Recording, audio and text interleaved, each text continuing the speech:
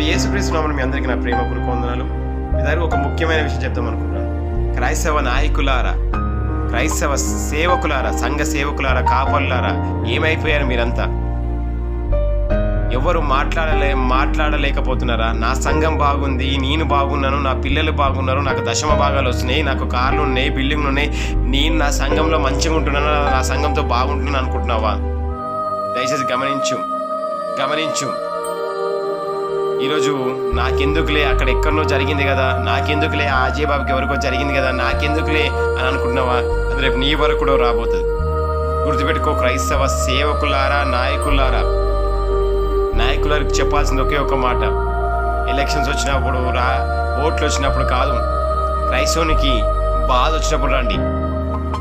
ఒక ముస్లింకి ఏమైనా అయితే ఒక నాయకుడు ఉండు, ఒక హిందూకి ఏమైనా అయితే ఒక నాయకుడు ఉండు, కానీ క్రైస్తవునికి ఏమైతే ఒక నాయకుడు లేకుండా పాయి. గుర్తుపెట్టుకోండి, ఈరోజు అజయ్ బాబు జరిగింది రేపు నీకు జరగవచ్చు, నాకు జరగవచ్చు. ఎవరు మాట్లాడితే వాళ్ళ గొంతులు నొక్కేద్దామని చూస్తున్నారు. అయినా పర్వాలేదు, నొక్కని. ఎంతమంది గొంతులు నొక్కని. ఈరోజు అజయ్ బాబు గొంతు నొక్కుదామని చూస్తున్నారు. రేపు నేను మాట్లాడితే నా గొంతు నొక్కుదామని చూస్తారు. రేపు నువ్వు మాట్లాడితే నీ గొంతు. ఎంతమంది గొంతులు నొక్కుతారు వీళ్ళు. ఇదేదో నేను గొడవలు పెడదామని ఇబ్బంది పెడ, కానీ ఒక్కసారి గ్రహించండి, క్రైస్తవునికి జరిగితే ఏ ఒక్కడు మాట్లాడలేకపోతున్నారు అన్యాయాన్ని. గుర్తుపెట్టుకోండి సేవకులారా, మీరు మాట్లాడాలి.